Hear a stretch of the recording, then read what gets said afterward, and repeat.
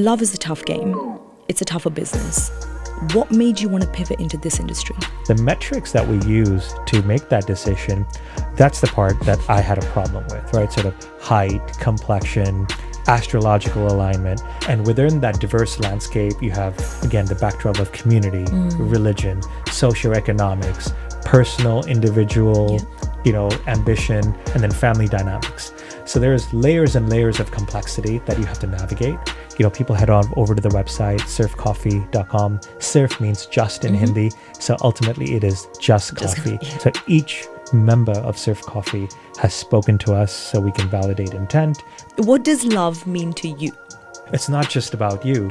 We're hardwired to fall in love with a boy that mom will like as well. Yeah. There are two steering wheels now. It is a co-pilot type situation. Yeah. It's not just sort of about liberalizing your views. It's about coming to a new value system altogether. What made you want to focus just on the global Indian and not the whole world? Sure. It's not enough to be British Indian. You have to be Gujarati or Punjabi or Sindhi in this effort to hold on.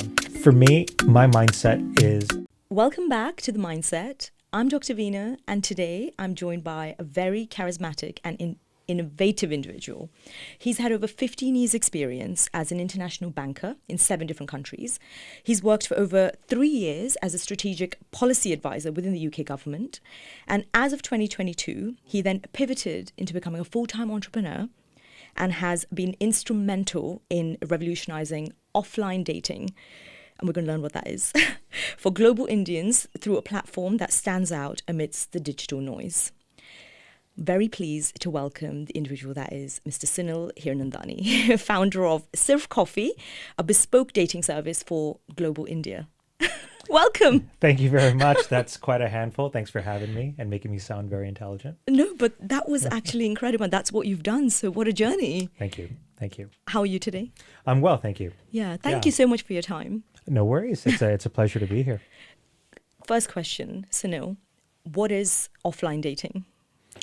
So offline dating is what dating was always meant to be, to sort of engage and meet and hopefully fall in love with someone in the flesh in real life. So offline dating is how humans were meant to interact, right? Rather than, behind the facade of a screen, a heavily filtered profile and sort of swiping someone's face. I believe, the quality of your initial interaction will dictate the quality of your relationship. So if you're swiping left on an online filtered profile, you're going to have that sort of experience in your dating life as well. So interesting. Love is a tough game. It's a tougher business. What made you want to pivot into this industry? It's evergreen to start with, right? So we all are looking for that love. It's sort of like almost the ultimate goal, right? It's for many, it's akin to happiness. For me personally, I think the best business models are stemmed from personal needs, right? This was some time ago, but I was relocating from London to Bombay for a secondment, and I was, dating a lot, but I found dating stressful in Bombay at the time. It is stressful even today, just to let you know. So this is sort of pre-Tinder, Bumble, and what have you. And, the landscape in India at the time, sort of professionally, the country had moved leaps and bounds. But sort of from a dating life standpoint, from a romance standpoint, it was sort of the antiquated methods of meeting through your parents or aunties, or you had this sort of wholesale platforms such as Shadi.com or Jeevan Sathi, which are, they're called Shadi.com. So very emotionally loaded. And if you ever, I don't know if you ever tried using this, but it's akin to buying a used car, right? Sort of you put age, color, mileage, and it spits out results. And, it's very transactional in nature, sort of marriage first, or wedding first, marriage later, right? So they're not really empowered for the individual, but more of a collective setting. So what I set about what any good Sindhi boy would do is I codified my problem and I launched a bespoke dating platform initially to meet attractive, awesome Indian women that I could date and eventually marry. And so I did exactly just that. And did you reach your goal? I did. I met my wife on Sirf Coffee not shortly after I launched the platform. Yeah, that's amazing. And does she have a say in how you do things with Sirf Coffee now? She has a say in everything I do nowadays. But the signs of a good marriage, everyone. Yeah, she was actually I left after getting married. I left Sirf Coffee alone for a couple of years. I was distracted by the trajectory of my own career. We were moving a bit. I moved to Saudi Arabia. I moved to New York, and really, it wasn't until Singapore where I had the opportunity to revisit this. And it turns out, at my wife's sort of nudging, she said, "Look, this thing still has legs. It worked for me. I'll go make some money off it." That we decided to commercialize the business model, expanded the team. I got a co-founder, and here we are. Nice. At the moment, there are so many competitors on the online scene, right? Like you said yourself, like Tinder, Bumble, Hinge, all of these. How do you place Sirf Coffee amidst all of that? So it's interesting. I mean, there's a lot of noise in dating apps and online dating in general. We've sort of turned this thing upside down, right? We're either, however you want to look at it, we're either ahead of the game or well behind. Either way, we're fairly differentiated, right? So to begin with, I don't even have an app, right? So it's an online platform. We get to know you. We price it in a way where there's intelligent selection. So we weed out folks that are not serious, but we're pretty affordable for someone looking to actually get married. Yeah.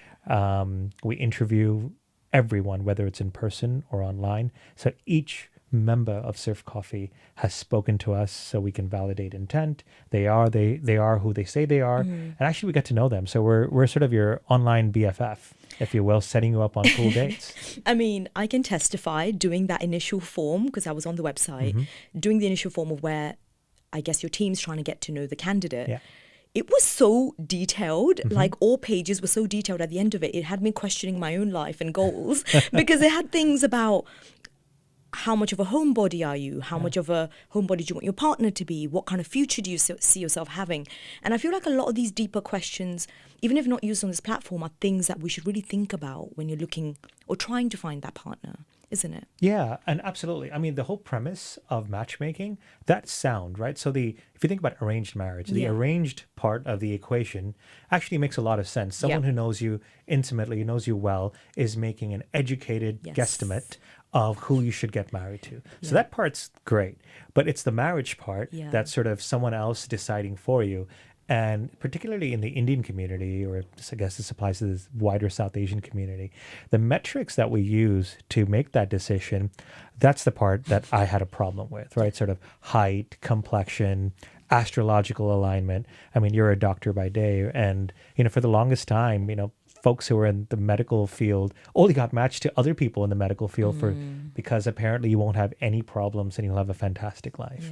So that's the part where we've, taken a pretty significant departure from. From our experience, it's things like, do you like cold weather? Do you want kids? Do you want to live on your own? Are you going to hang out with your parents? Right? What are your views on finances? And it's those sort of things that make a relationship and those are wholesome. the things that break it as well. Exactly. I mean, those are sort of deal breakers, and we don't think about these things. No. The features that we want to look for in a partner, like the way they look and what they do for a living or what postcode they live in, those are not, unfortunately, what sort of make for a long-term relationship. We don't talk about conflict resolution and resiliency and stuff like that. Yeah. Because there's a global diaspora, which is your audience, what do you think is that people put a lot of weight on that's actually irrelevant, having done this for a long time? I think as a community, we place a lot of emphasis on community, right? Within the Indian diaspora, there are so many subsects and religions and communities and whatnot. And I think particularly, it depends on the immigration patterns. So people in India, by and large, have actually broken away from this, particularly in the larger cities and larger towns, because they don't have to think about their Indianness all the time because they live in India. That's true. But if you're in the US or in the UK especially, it's a constant sort of identity crisis, sort of you're selectively Indian, you're selectively British, you're British Asian, part of a subsect, and then you try to sort of project that you hold on to your culture by marrying someone who just looks like you, and that just it's not enough to be British Indian. You have to be Gujarati or Punjabi or Sindhi in this effort to hold on. But it's hard being on the other side because I've lived here for over 20 years, but I'm not British enough. But when I go back to India, I'm not Indian enough. So Right. it is a true identity thing as well, where you It need to is. just find like that middle ground where someone will just accept you or you feel accepted. Yeah, but even community, in our experience, like with most things, such as physical attraction, it gets old really fast, yeah. and you're like, do I want? I'm Sindhi, right? I place a lot of emphasis on marrying someone Sindhi, and my wife is Sindhi. Yeah. But do you think my kids speak Sindhi? Absolutely not. They don't. So they do not. So there goes that sort of ambition or Right, trajectory, right? right. Or whatever goal I had in mind. And while I'm happy who I ended up with, in a way, we artificially limit our sort of potential talent pool by, another one is location, Yes. right? Not just city, but like the West End within the city and stuff. And People are that fussy? People forget that you can just pick up and move. People are Or you that can- fussy? Absolutely. People are fussy about all sorts of stuff. You Interesting. have height and hair and stuff, but to me, if you can make the other person laugh or you find the other person funny, if you can sort of hang out and watch Netflix on a Tuesday night, right? That's the stuff that relationships are made of, because it's not going to be brunch on the weekend on a BAU basis, right? It's not those exciting holidays to the Maldives or wherever you go nowadays. It's sort of what does a standard evening look like, and can you tolerate and actually be in each other's company, Doing nothing. doing nothing or just doing something fairly benign, right? Yeah. Like when life takes over. It's funny you say that, because when you think of attachment, love, fulfillment, the need to feel connected, part of society, part of something, studies have shown that that's a big indicator of how your mental health is, how your physical health is. There were studies done where people were given diagnoses of very sinister things, and the way they received that information was much different if someone was just holding their hand. Something as simple as that, right? So going back to when you said love being this commodity, that's so, it's so marketable. It's something that everybody wants. Everyone's trying to attain it. And then what you're trying to do is package it in this way, where you're trying to make sure the person on the receiving end doesn't have all those fallbacks or comebacks. Is quite important, isn't it? Yeah, absolutely. And, I think the tech approach has some validity. It's definitely increased reach. So it's nice to know that your partner could be anywhere in the world, and you have an app to facilitate that introduction. Yeah. The search is on, right? Now the search is global. Yeah. It's almost sort of like, Britain's Got Talent or something like that. So reach, I'm glad that technology has increased reach, but it's actually destroyed courtship. Right. So if I'm a single guy, I got hitched before the time of, or right around the time of dating apps. But I can just imagine you have a stock line going out to 10 different individuals, and then there's few people bite, and then I have a second stock line. Right. So it's almost The roster. It's almost a full ecosystem of Yeah. you're playing the numbers and you're playing the odds, and you're not getting to know someone behind that profile.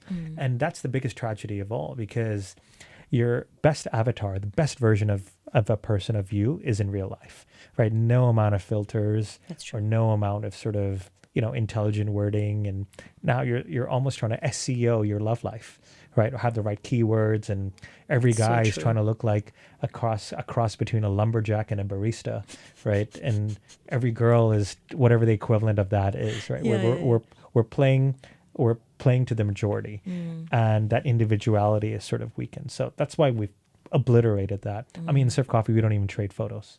So you don't know what the person you're getting set up on a date on, you don't know what they look like, because ultimately it's a 60-90 minute date, and it's over a cocktail or a coffee. And honestly, if the guy has some chivalry, he'll probably pay for it as well.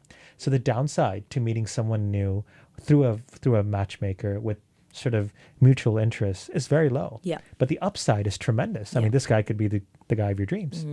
Yeah, that's true. What made you want to focus just on the global Indian and not the whole world? Sure. I think three things that come to mind. So first, and this is terrible, but I've decided to monetize it. All right, under the Indian definition, you're not truly successful unless you're hitched. So you can be the CEO of Google, right? I can tell you, Sundar's mom would be like, poor Sundar, he is single. And, this Google thing is nice. It's cute that you're running the most valuable tech company in the world, but you're not you're not hitched. Yeah. So we attribute as a community, and as a society, we attribute success to marriage or in a committed relationship at the very least. So I recognized that early on, and I decided to monetize that aspect, that deficiency in our culture. Second, there's a lot of us, right? So it's sort of the market size is huge, but also there aren't just a lot of us. We're very, very different. I mean, India in itself, the diversity, it sounds cliched, but it's very, very true. No, We've got it's more true. diversity than entire continents. Yeah. And within that diverse landscape, you have, again, the backdrop of community, religion, socioeconomics, personal, individual, ambition, and then family dynamics. So there's layers and layers of complexity that you have to navigate. And we've decided to, again, position ourselves as a subject matter expert to help you navigate those complexities, right? So you may be a second generation Punjabi person who was born in Canada but lives in Dubai nowadays, but is okay with XYZ communities and is not okay with XYZ, attributes. We understand all that. And then we deliver it. Yeah, no, that actually makes sense. Even looking at your background, it was finance, policy, and then you entered this space because obviously you understand like human relations and how logistics and all of this works. What did you do specifically to ensure you understand what each party might be looking for? Apart from obviously having an understanding of the culture and the needs, was there anything specific you had to do before setting up? Well, I had the benefit of living in many places, right? Yes. So I grew up in Thailand, and there's a huge Thai Sikh Namdari community that I was exposed to early on, and I actually despite being Indian, I hadn't lived in India for very long. So Right. when I revisited India first, a couple of years in boarding school, and second as an expat, it was really interesting how Indian we're incredibly resilient. We acclimate really, really well, or we try to. But, from whether you're sort of a Sindhi business person from Hong Kong or a South Indian software trader, a software person in San Francisco, we're all over the world, right? And I had the benefit of traveling to different places. And that's what made me recognize that this is hard, right? We're trying to embrace our local host country or climate. We're trying to hold on to our culture, and we're also trying to do justice to our own individual ambition. Yeah. Right. And we're trying to cater to a lot of different parties, right? So it's what makes it interesting for the sort of the Indian dating or Indian romance is it's not just about you. We're hardwired to fall in love with a boy that mom will like as well. Yeah, it's right. It's always sort of, you think the world's your oyster. Is it? Is it a predefined oyster, or is it a subset of an oyster? That makes sense. In the initial stages, were there any specific challenges that kind of calibrated how you make your next move? Yeah. So I started Sirf Coffee when online spend was not a big thing. So you can imagine you dial back to 2007, 2008, people weren't online shopping. If they were, it was for sort of a hard good, let alone a service. Then you have legitimate issues. Who are you? I've never heard of you. So I'm spending online for a service with someone I've never heard of with a very significant ticket size. So I'm not buying like this is sort of, it wasn't sort of your small change ticket sizes that people are used to, like a subscription model. This was a significant investment. And the time limit as well, right? Yeah. It's 6 months a year. Exactly. So there were legitimacy issues early on. There were sort of consumer trend issues early on. But we just had to sort of, break down one barrier at a time. I mean, you say that very casually. I first heard of Sirf Coffee where my cousin who lives in Mumbai went to a friend's wedding. Yeah. And the bride and groom met on Sirf Coffee, and she called me and she was like, Chadi, you have to look at this and you have to check this out. Because everyone apparently at that wedding was raving about it, and everyone was talking so highly about the professionalism, the depth of knowledge that I think the team had, and how efficient they were in allowing everything to happen. So I think that's actually a testament to your hard work. So well done. Thank you. Appreciate it. And, going back on resilience, you've done so many different things. And of course, you're so successful, and based on society's definition of a unit, you found your other half and all of these things. What is Sunil's mindset on a day-to-day basis? So I mean, it's changed over the years, right? I think I've evolved a little bit, definitely grayed a little bit, and gotten older. We were talking about this earlier. Um, I think it's important to recognize that not all businesses or not all ideas are meant to be a commercial success or unicorns, right? So I try to have a brutal level of honesty with myself between what's purpose, what's passion, and what's profit, right? And sometimes the most unglamorous businesses are very, very profitable, right? Some things you sort of enjoy from a passion standpoint, and then you have to also think about what's your purpose. Where were you brought on this earth to add value, right? Was it to enrich people's lives? Was it to sort of reach a lot of people? Was it to sort of focus inwards and pontificate and create something very, very unique? Or is it none of the above? You're just, sometimes it's okay just being a great partner, a great dad, a great employee. Yeah. And nowadays, especially, everyone and their mother is a founder. Everyone is trying to raise something. And, I think being a salaried employee gets a bad rap. Being sort of, a lawyer or a doctor or a dentist gets a bad rap. I have seen people make videos about this saying, I could have gone to med school, but instead I've gone and made millions. And I'm like, did you get into med school? Let's talk about if you got in and then rejected it. Because not only that, how many of you have actually made millions, or was it sort of fundraise after fundraise after fundraise, and the retail investor has actually funded this entire project over several years, right? So for me, my mindset is around how can I intersect purpose with passion with profit, and that when you have this sort of trifecta of those, that's when I want to sort of enter something or sort of invest in it. Yeah, that's actually really wholesome, and I think that will really help a lot of people to navigate their careers when they're kind of struggling with that. What excites you about doing this even now after having met your goal? Yeah. Look, people need help. I think more than ever, it's incredibly lonely, right? I think sort of loneliness has reached almost sort of epidemic levels, right? It was exacerbated by the pandemic, right? And with the evolution of technology, I think both of these sort of huge sort of trends have made us more lonely than ever before. There's less romance, there's less sex in the world than there was, say, 20 years ago. And I have a platform to help people reach or at least reach one ambition in their life, one aspect in their life, which, to fall in love and to get married. So the end game isn't sort of it's not a wedding. It's sort of a successful relationship. It's a sustainable one. So for me, it's that opportunity to help people, deliver one crucial aspect of what they consider a part of their happiness. That's what gets me going. Also, it's really, really fun talking to all kinds of interesting people, hearing their stories and their requirements. And it's just great getting to know so many different types of people in different parts of the world. Yeah, that makes sense actually. Being from a South Asian background, art imitates life and vice versa, and culture and movies and cinema and music is such a big part of who we are as people. Have you seen the new Rocky Rani? I have. Yeah. You know how it addresses all these things, like multiple topics of taboo that once were. Being in a business where people may come to you and say those things of skin color matters or XYZ matters, are you in a position to challenge that narrative, or do you accept it because you're offering a service? We challenge it in a very sarcastic and humorous way. We let them down.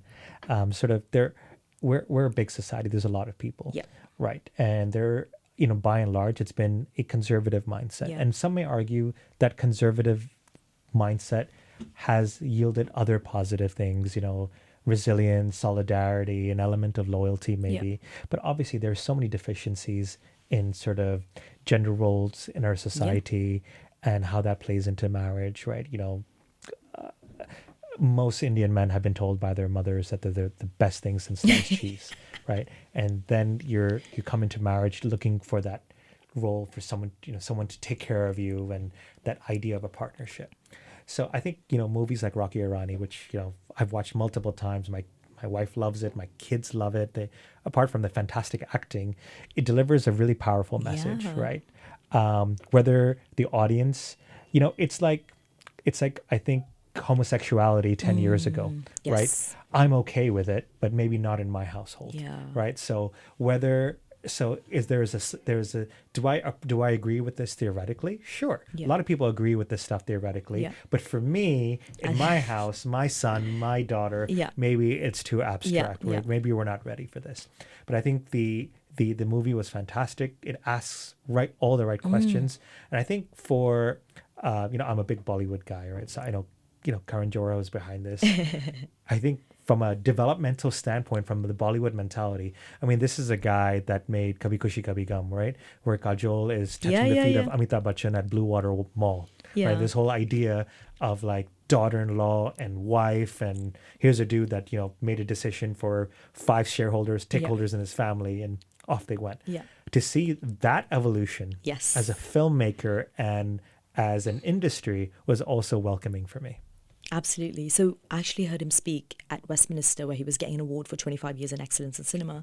And he addressed that. He actually said this movie will rectify a lot of the wrongs from generations of that cinema. He's perpetuated for many, many years. But right? he's like you said, our mindset changes, we evolve, society changes, and change is the only constant in life, right? So I think for him to even voice that, being who he is, I thought it was quite powerful. Yeah, and I having agree. you said that as well, considering I'm sure you hear a lot of it day to day running this, you must do, right? So yeah. We're challenging societal norms. We're catering to them where it's sort of there's a differentiation. I don't think we mustn't get carried away, but with sort of a particular narrative that nothing matters. Of course, stuff matters. You have to be attracted to the person, right? There's a certain degree of there's certain attributes that we have to embrace to improve your likelihood of success. Yes. Right. Rather than taking everything off the table, it's leaving the right things on the table and taking the wrong ones off. Yes. Right. Whether the color of your skin or how tall you are, will that dictate how happy you'll be with someone? Probably not. So it's high time we got rid of things like that. Yeah, no, absolutely. I remember when we first met and you told me, Veena, I think what women look for or value in a relationship is very different to what men look for. Yeah.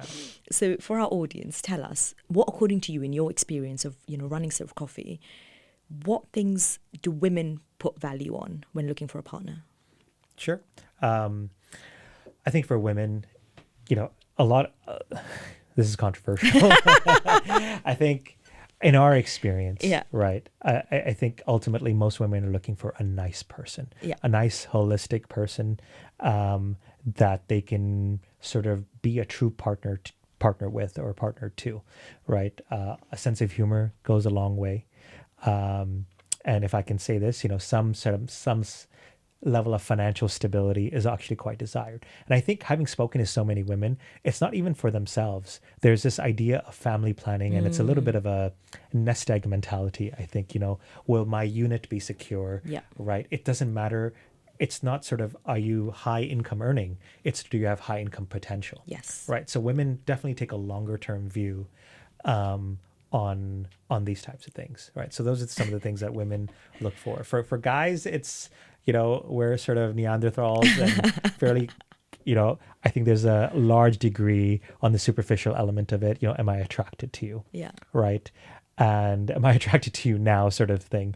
But I think that's changing. So as the role of marriage changes, there's a recognition that it's not sort of, I'm a guy, join the Sunil Hiranandani company and find your role in it, right? This is my journey, that you are a passenger, right? It is, there are 2 steering wheels now. It is a co-pilot type situation. Yeah. And guys are coming to terms with that. So I think they're starting to look for the right attributes as well. Who can I see myself with in the long run, versus am I attracted to you and are you going to get on with my family, which is pretty much what most Indian guys used to look for historically. So I think there's definitely a change there. And this whole co-pilot thing, I think it's new for the Indian, even for the modern Indian relationship, not just for the guy. I think it's also new territory for a woman, right? Like, there's been a quantum leap. Like my grandmother was making chapatis, right? Like my wife has had a larger income than I have. How do we navigate finances? How do we navigate parenting? And it's not just sort of about liberalizing your views. It's about coming to a new value system altogether. Yeah. No, that makes sense. You know, if I was listening to this today and I thought, actually, I want to check out this platform, how do I go about it? Do we just go on the website? Can anyone just apply and get accepted? We're sort of invite folks, if you have some version of Indian in you, right? It What doesn't if I matter. was an Indian, but I was attracted to Indians? I mean, I suppose it could work, but the folks on our platform have to be then attracted to you as well. And right? what if someone So was it's- willing to take that risk? Yeah, then I mean, we're open to it. But by and large, people head on over to the website, sirfcoffee.com. Sirf means just in Hindi. So ultimately it is just coffee. Yeah. We're there's not a lot of investment. Where we set you up on really, really cool dates with really, really cool people. And then we see what happens, right? So we don't exchange phone numbers. We don't exchange pictures. It is like meeting the love of your life at a bar or at a restaurant, right? So we're simply saying, try door number 3. You might find more luck and more success with that. And along the way, we get to know you on a personal level. Yeah. To see who you are and who's the sort of person you'll match up with. But it's definitely an art and not a science. Yes, yes. If someone has had a negative experience, do they come back and obviously share it with you, right? Absolutely, yeah. I mean, people talk about bad news more than good news anyway. Yeah, right? that's true. After every date, we ask for feedback just so we Okay. can, sharpen this a little bit. And Yeah. it didn't work. Well, what didn't work? Was it the Yeah. venue? Were you on time? Or, we peel the onion a little bit, Yeah. right? Do you have preconceived notions going into this? Yeah. Or actually, did we just not do a good job? This wasn't a good match. Okay. And that's okay because, there aren't so many vested parties. No. Right? This person doesn't even know your last name. Yeah. Right. So it wasn't a good match. Maybe you network with them. Maybe I've had so many I've had someone hire the guy that she was going on a date with eventually, look, this is not going to work out romantically, but you're in product development and we have a great position. Stop. So, they've networked, someone's raised funding on a date. And of course, lots and lots of people have gotten engaged and married. Yeah. And, some of them are just in committed relationships without having the need for a piece of paper. Yeah. So there's something for everybody. Yeah, there's something. I mean, there's very little downside. I do Yeah. think, showing up is half the battle. Eliminating people off, again, I keep saying this, a filtered photograph, right? And now, I mean, I love how you emphasize filtered. Yeah, I mean, this is, let's keep it real, right? It's showing up is sort of Yeah. being sort of deliberate about this, saying I'm single and I'm looking is key, and showing up to the date is also key. The rest, there's a little bit of luck, some prayers, and how I suppose how you play it. Yeah. It's funny you say that because it is all of those factors, isn't it? You have to just trust the third party to go do it, a trusted source. You mentioned you brought a co-founder on board. Tell us about your co-founder. Sure. My sister joined quite early on in the business, right? So she's based out in Bombay, and she's sort of the front-facing person for the team, dealing with a lot of clients. I deal with a handful of clients here and there, but it's really sort of strategy, hiring, fundraising, ops that I look after. Yeah. Right. The bulk of the team and my co-founder focus on sort of the core client management, onboarding clients, Yeah. setting them up on dates, listening to their stories, Yeah. and playing agony aunt when we need to. Yeah. What's it like working with your sister? Yeah, it's interesting. We come from this. We're very different people, the same parents, but you wouldn't think it. But we have a complementary skill set. So, and we're in complementary geographies as well. So Yeah. actually, we work quite well together. That's amazing. And you're basically all over the world, isn't it? Yeah. So we have a physical presence here in London. So we have offices in London and in Bombay, in Mumbai. We used to have colleagues in Dubai, but I think we're gonna revisit that, and hopefully Dubai, New York are sort of our next places to sort of expand in. But we can reach clients all over the world. Yeah, that's really helpful for anyone who's trying to find your platform. I wanted to, because you're in the business of love, talk a bit about Esther Perel and her work. I think we touched upon this when we first met. We was talking about all the work she's done around once upon a time what was an economic entity is now where you're expecting one person to be what a village used to be right? How do you manage people's expectations when they come to you saying, I'm paying for this service, this is what I want, and this is what I'm looking for? How do you realistically navigate and manage their expectations? We give them analogies, especially within the Indian subtext, right? If you paid someone for a service, they, it's there's a there's an element of ownership almost Yes. that they extend upon you. So we use examples of sort of lawyers and doctors as Yes. if you're if you're on the operating table, are you going to ask a doctor, hey, where'd you go to med school, right? Same thing with a lawyer, is you're using professional advice, right, to influence a particular outcome. Yes. Are there guarantees? Absolutely not. But, we've been in this space before. We've seen this movie before. So we're probably best placed to help you out in this endeavor. Yeah. And women find that narrative a little easier to digest, Yeah. right? So the idea of, I want this and I want some professional help in going and getting this. That sits really well. I think that's they're accustomed to that. There's a element of honesty and self-reflection.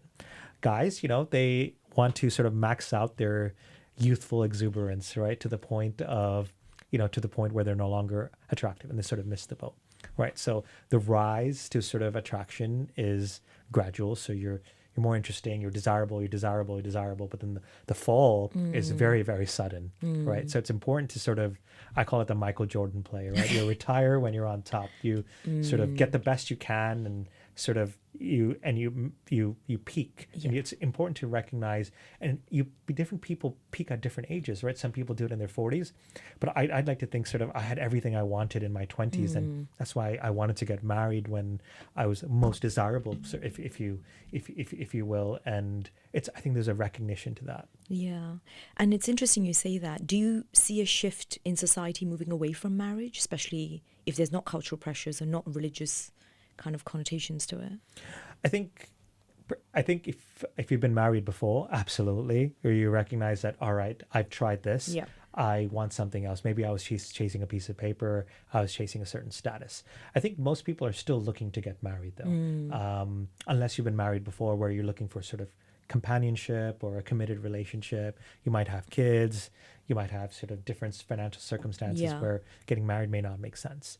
But by and large, I think people still romantic, right? They express it in different ways. They express it with a swipe of a thumb as opposed to a witty conversation. Yeah. But I think most people are still looking towards the idea of marriage. Yeah. Which makes me optimistic, which is great. Yeah, no, I believe in marriage. So absolutely. And that's why I was so excited to have you on here to learn from you. So yes, thank you so much for sharing all of that. I think from what you've said, it's navigating around a bit of logic, a bit of improving your chances, and going to an expert who can just kind of point you in the right direction. And just being optimistic more than anything is sort of being deliberate and optimistic. Some stuff just happens to you, right? You're lucky, but other things you have to will them, right? You have to be in a right mindset. Like intentional.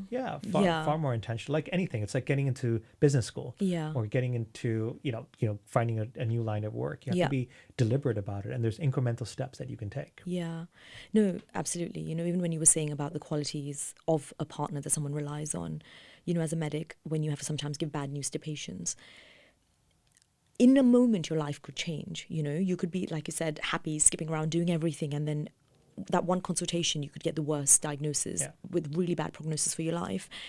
And it just puts everything into perspective of it's not someone's height or hair color or skin color that's going to hold you in those dark times of life. It's someone that you can rely on and count on and laugh with, and absolutely those things that actually matter. But yeah, thank you so much for sharing. My pleasure. Pleasure to be here. It's fantastic chatting. You can relax now. We're going to go on to our rapid fire bit. Okay, I'll throw some questions at you, and first thing that comes to your mind. Okay, what is your ideal date? For me, ideal date is dinner and a movie. Okay. How do you like your coffee? Flat white. Okay. What does love mean to you? Laughter. Simple, to the point. Yeah. Most underrated quality in a partner? I think this is a tough one. I think patience. Ooh, yeah, that's a good one, actually. And most overrated quality?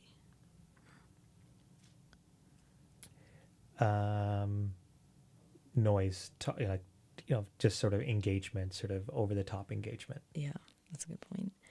I'm going to throw some terms at you that's kind of in the Urban Dictionary of dating at the moment. Sure. Okay? I You may tell not me know what. I may not know what they are, No, but I'll try my best. I would love to see what you think they are. Okay, ready? Gaslighting. Terrible. What does it mean? What am I defining? Oh, You sort were of- like, it's oh, terrible. I think it means leading someone on to believe that the problem is with them. Yes, and not taking ownership or yeah, responsibility. It's Yeah, like a sort of That's a good. narcissist, empathetic sort Yeah. of dynamic. Ghosting. When you suddenly ignore someone, Yes, just they just drop off the radar without any Ghost. sort of Yeah. closure. breadcrumbing. Sort of leading someone on, I take it, by inference. Yeah. A thirst trap. Is that someone hot? I don't know what that means. So if someone posts a thirst trap, it's like a very, Provocative picture. or like a very hot picture to like Okay. kind of entice them. Like you said, the filters. Right. Riz. I don't know what that means. What do you think it unfortunately. is? Riz. No idea. So it's basically like your charm or how you chat someone up. So if someone's got good riz, Okay. they may come up to you and say something that may make you want to give them their number. Oh, right. So- In my generation, we call that game. Yeah, game. Yeah, riz. That is what it is. Yes, game, riz. So if I had to ask you, what was the best riz line used on you? On me, this worked really well. This was ages ago, and it played to my. I think it played to my ego. Right. I was at a club in LA shortly after uni, and they said, someone came up to me and they said, "Look, are you on TV? And I really liked you in this." And before I could respond, they just went on and on and on and started talking to me.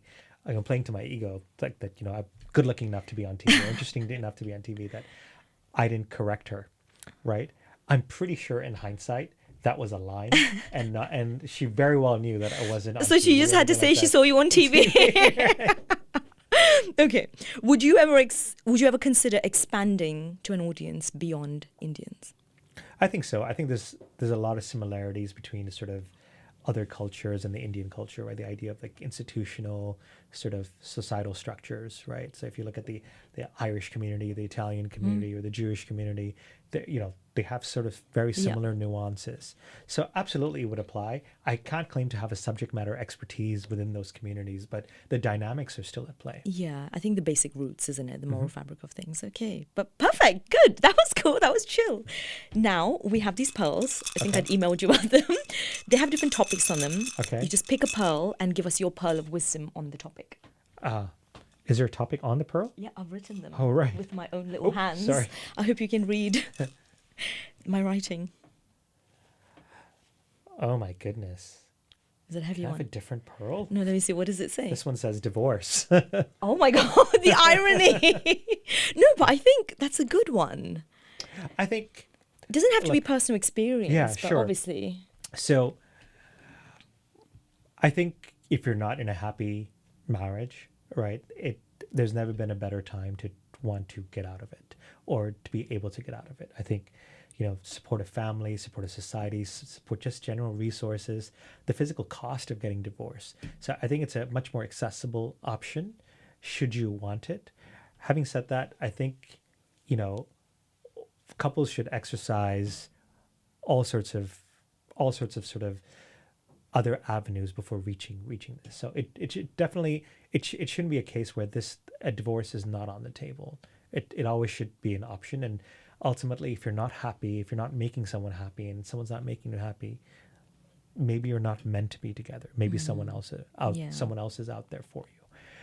Of course, things get more complicated when there's kids involved and things like that. But it's important to recognize you as an entity, you as a person. What's important to you. I'd encourage people to explore therapy, explore, brutally honest conversations, see how you can make things work. Yeah. But, I think it's an important lever for your happiness and for your sort of dating and love life, and it should be exercised as such. Yeah. Thank you. I know that was a heavy one. You Yeah. picked. I remember putting it in there thinking this is controversial. He makes marriages, not breaks Yeah. them. But I think that was really well put, and thank you. It's a tough one, isn't it? Especially for our community as well. But I don't. Hopefully, in years to come, it won't have the taboo that it once did. Yeah, and I think things are changing already, Yeah. right? So Yeah. if it's not happening, then it's just not happening. Yeah. But it shouldn't sort of be, because of the blender or No. and stuff like that. Yeah, oh, yeah. Right? So that needs to be a little bit more well thought out. Yeah. Before we bring things to a close, is there anything you'd like to ask me? It's like one question. When are you coming on board, Sirf Coffee? I will be onboarding with Sirf Coffee, and I'll have my personal stories to share. Sure. So yeah, we can continue that conversation off camera after this. How have you found dating? You're sort of Character building. Yeah. What are the challenges? What are the challenges that you face? I think people are not always honest about what they're looking for. They might end up wasting your time or leading you on, and what they say at the beginning is never what ends up later. So I think your time and energy investment could sometimes, I don't want to say go to waste, but it may go in a wrong kind of reservoir. You're getting to know this person, you have this deep connection with them, and after months you just go back to being strangers. I think that's just sad, Yeah. So that's where I'm finding it a bit more challenging. You meet some great people, don't get me wrong, and I've a lot of respect for everyone I've dated, but it is challenging.